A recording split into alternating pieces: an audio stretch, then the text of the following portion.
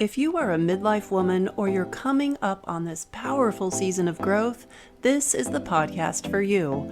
Welcome to Unraveling Together. I'm Samantha Graber, also known as Dr. Sam, seasoned holistic health physician and woman in the midst of midlife's unraveling. Unraveling Together is a place we talk about the things we just don't talk about, but so desperately need to as women. Together we untangle ourselves from our pasts and weave a beautiful web for a future we so deeply desire to bring to life. Grab a cup of chai, water, tea, or joe, and let's get to it. Fostering workplace diversity through inclusion. A couple weeks ago, I brought to the evolving menopause at work conversation the overt absence of DE&I policies supporting women as we transition through our menopause. Just in case that's not a familiar acronym, DE&I stands for Diversity, Equity, and Inclusion. Now, the title of that episode spoke for itself. We need more women in leadership. So, why do we ignore their needs in perimenopause and beyond? It also spoke to many a woman's heart who reached out asking me to expand upon the topic, something I am more than happy to do. Some of these women hadn't even heard of perimenopause. Until my correlation with leadership illuminated the impact that this natural life stage could have on their professional trajectory, it wasn't something they gave any thought to. Since this is one topic on a long list of things we just don't talk about, I am happy to expand upon it in this episode of the Unraveling Together podcast. If you want to hear more of my holistic insights on metabolic health and menopause, please subscribe if you've not already done so. Now, the issue isn't in the fact that we transition through perimenopause. The issue is in the fact that we are shunned, ridiculed, and dismissed for doing so.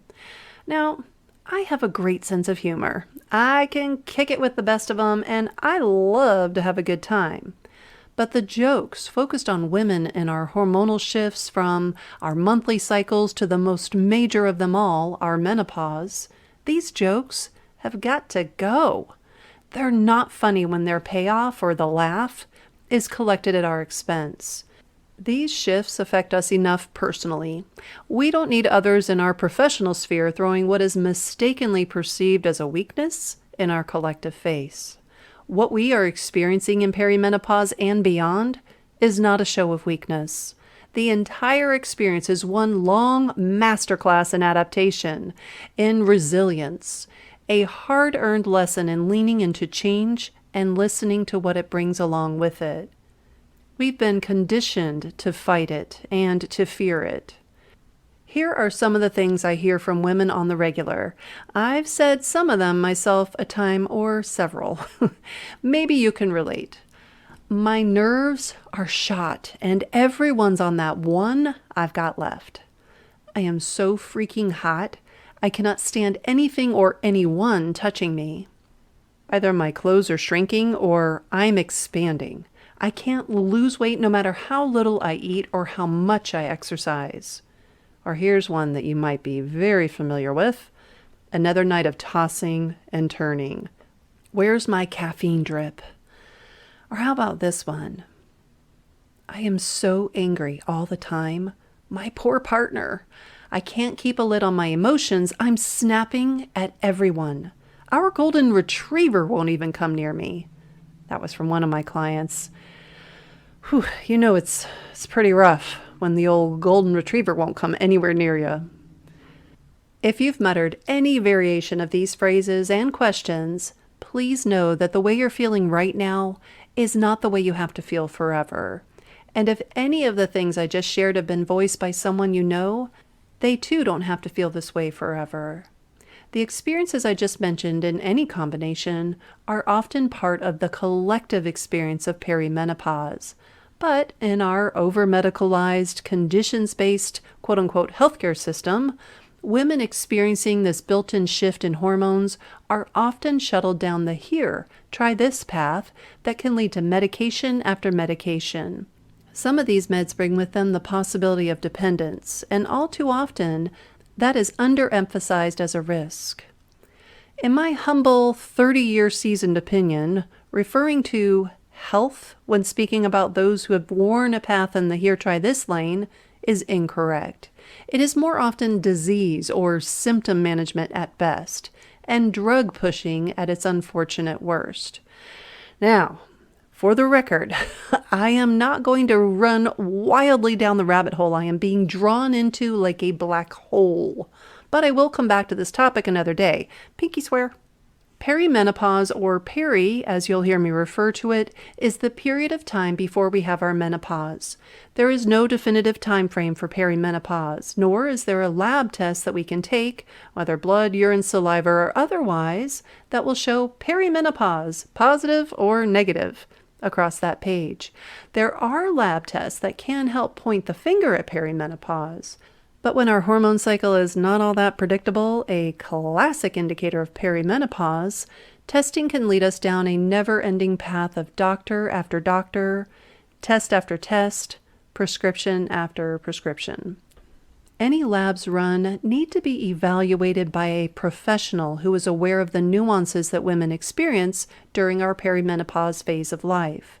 Sadly, too many professionals are not up to the challenge, and their ignorance leads to a fair amount of collateral damage. Our menopause is an event. It occurs when we go 365 days without our period. And brace yourself.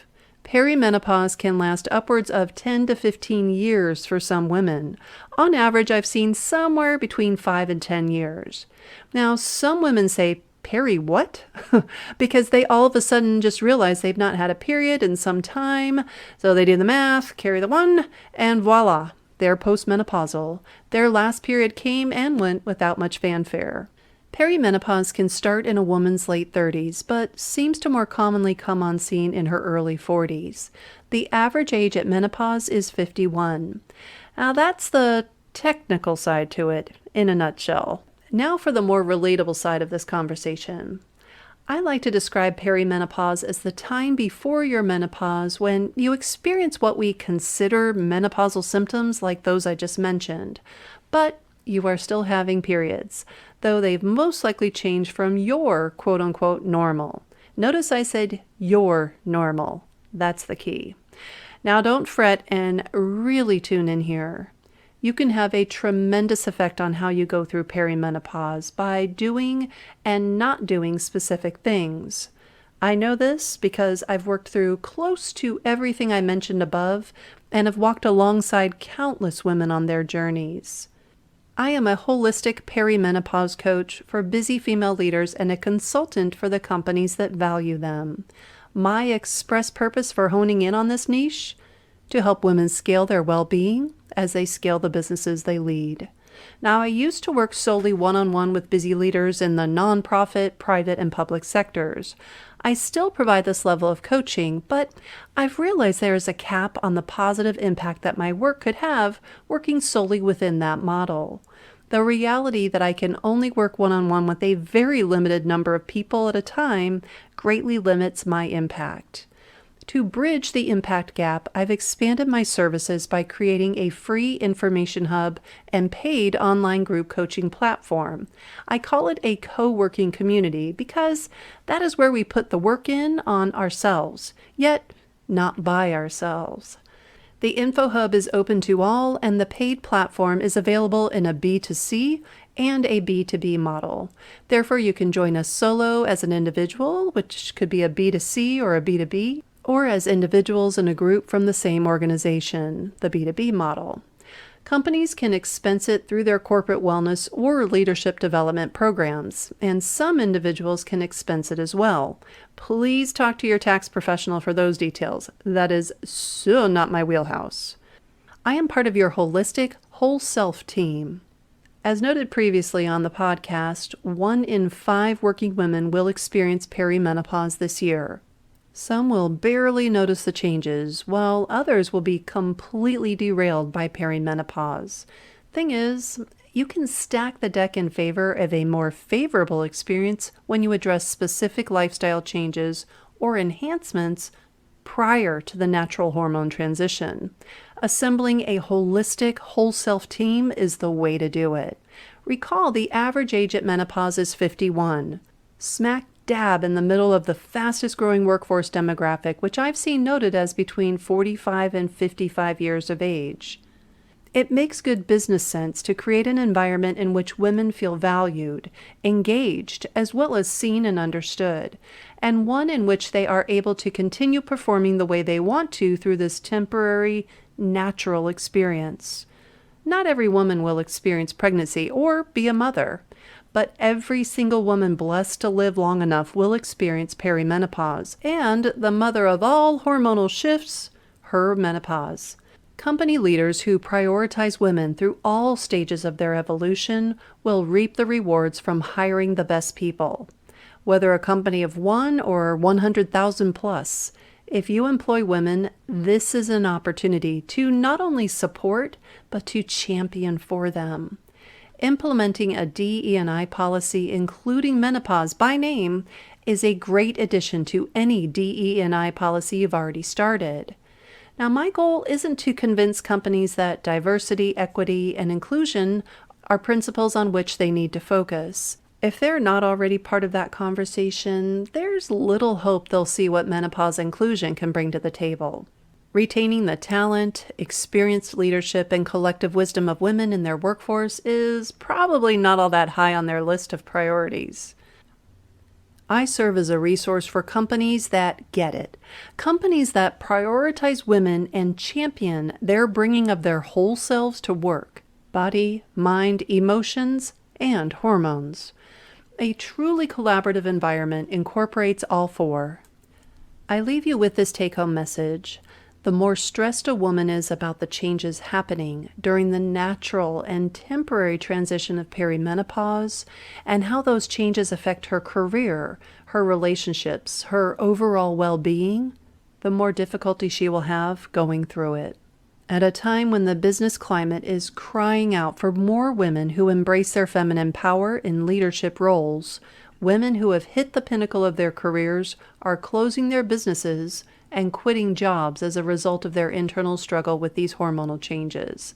This is unacceptable and completely unnecessary. I provide companies of 1 to companies of 100,000 plus with online resources and small group coaching, along with corporate policy creation and review. In turn, lending to organizations an assist, if you will, in cementing their positions as an ally so they can retain the talent, experienced leadership, and collective wisdom of women in their workforce. There is an ROI on both leadership development and talent retention that you may not have given much thought to. Seeing that you've invested heavily into hiring, training, and the professional development of the women in your company, when they stay and grow with your company, that can add zeros with commas to the company's bottom line. Think of that number for a moment. Drink it in. Switch it around in your mouth to get the full flavor profile. Now here's another thing to think about. How many women between the ages of 45 and 60 are leaving your company? How many of them might be leaving because they feel like they were shunned, ridiculed, or dismissed as they navigated their menopause transition? I can pretty much guarantee that even if you have an exit interview, they won't tell you the truth if they're leaving for that reason. They'll tell someone like me, but not you. More food for thought. How much do you spend on an annual basis replacing employees that leave? See, women are fiercely loyal to companies that are loyal to them. We stay when we know that you not only care, but that you put your money where your mouth is by supporting us during this phase of life each and every one of us will experience. Do you really want to risk losing this incredible talent pool, along with their wisdom and leadership experience, because they don't have the support they need to navigate this natural and temporary experience? Of course you don't. If you want to hear concrete ways you can support yourself and or the women in your life and in your business, connect with me in the comments of this episode or message me on LinkedIn. You'll find me at Dr. Sam Graber. Let me know you listened to this episode and that you'd like more information. I will happily forward some to you. I look forward to hearing from you and anyone you know who wants to retain the talent, wisdom, and leadership of women in their workforce. Now, please don't hesitate to reach out. This is a topic that's difficult to talk about because we shame everything about growing older, especially as women. It's a time to shift the narrative and take control of the dialogue proactively. I, for one, am thankful for the privilege of being able to transition into my wisdom years. Sure beats the alternative, wouldn't you say? Until next time, take good care of yourself and each other. Thank you for joining me on the Unraveling Together podcast. I'd love to turn this thing we've got into a dialogue. Follow me on LinkedIn at Dr. Sam Graber, where we can have conversations about all things midlife, perimenopause, and finding meaning through it all. If you want a deeper dive into exploring your midlife experience, consider joining the Unraveling Together community of rebellious midlife women. It is there that we roll up our sleeves and do the work. Unraveling Together is a resource hub, roadmap, and online coaching community curated by yours truly. We are navigating this time called midlife together, for we truly believe we are stronger together. And when unravelers are in need of an assist, they have all of us there alongside them.